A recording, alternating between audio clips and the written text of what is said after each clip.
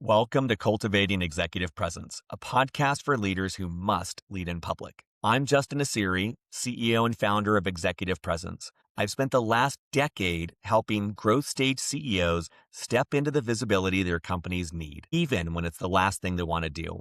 I first learned about the concept of executive presence when I was at the Naval Academy. I don't remember it ever formally being defined, but I do remember exactly how it felt when others described it.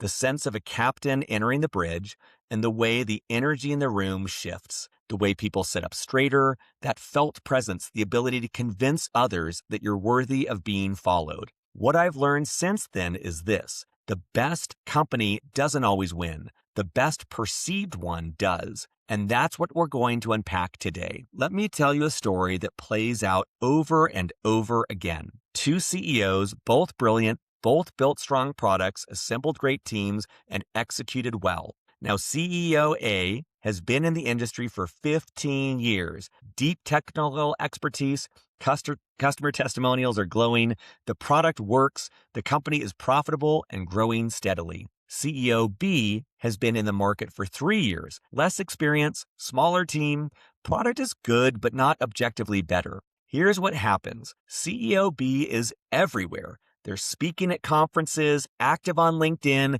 getting quoted in industry publications, building relationships with key investors and partners in public. CEO A, heads down, focused on the work, believes the product should speak for itself. Within 2 years, CEO B closes a Series B at twice the valuation. They land the marquee customers, they attract the senior talent, they get the acquisition offers. CEO A is still doing great work, still more experienced, still technically superior, but losing. Not because the company is worse, but because the perception is weaker. This isn't about fairness. This is about reality. Critical business outcomes are decided before the facts are fully evaluated. Perception shapes who gets trust, who gets believed, who gets chosen, long before a deal, hire, or raise is on the table. Think about the major inflection points for any growth stage company. First, customers. When a buyer is choosing between you and a competitor, they're not running a feature-by-feature analysis.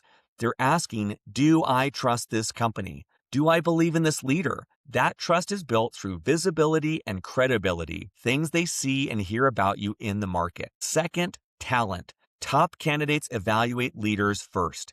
They're asking, is this someone I want to follow? Someone I can learn from? Someone who will open doors for my career? They form that judgment based on your public presence, how you show up, what you say, whether you're known. Third, investors and acquirers. They're betting on you, not just your numbers. Perception shapes confidence and valuation. If you're invisible, you're a question mark. If you're visible, you're credible and you're de-risked. Fourth, internal stakeholders. Your board, your team, your partners, they all need to believe in your leadership. Part of that belief comes from seeing you lead publicly. It signals confidence, conviction, and the ability to represent the company at scale. This is the reality. In today's market, you can't build that perception from the shadows. Here's what I hear from leaders constantly. I want to do good work and be discovered. I don't want the spotlight. I get it. Most leaders didn't sign up to be public figures. They're operators, they're builders, they care about solving problems, serving customers, growing the business. The idea of personal visibility feels like a distraction at best, narcissistic at worst. But here's the problem. While your head's down, doing great work in private, your competitors are building perception in public, and they're eating your lunch. This isn't about who's better, it's about who's known. The market doesn't reward the best. It rewards the best perceived. And perception is built through consistent, strategic, public presence. You can have the better product, you can have the better team, you can have the better track record, and still lose to someone who's simply more visible. So why does this matter more now than ever? Because the pace of decision-making has accelerated. Buyers, investors, and talent are making choices faster. They're not doing exhaustive research. They're going with who they already know, who they already trust, and who they already believe in. And because visibility is no longer optional for leaders, the tools exist, the platforms exist, your competitors are using them. If you're not, you're invisible by choice. And that choice has consequences. I'm not saying you need to become an influencer. I'm not saying you need to love the spotlight. I am saying that if you want to lead an organization that competes, that attracts talent, that raises capital, that wins in the market, you have to be willing to lead publicly. Leading publicly doesn't mean posting every day or becoming someone you're not. It means showing up consistently where your stakeholders are. It means having a point of view and expressing it. It means making your expertise and your leadership visible so that when decisions are being made, you're already in the conversation. This is about strategic stakeholder communication at scale. It's about building the perception that drives business outcomes. And it's uncomfortable. I know that. Most of the leaders I work with would rather stay heads down, but they've learned that visibility isn't vanity, it's leadership. Because here's the truth. The best company doesn't always win. The best perceived one does. And if you're not willing to shape that perception, someone else will shape it for you.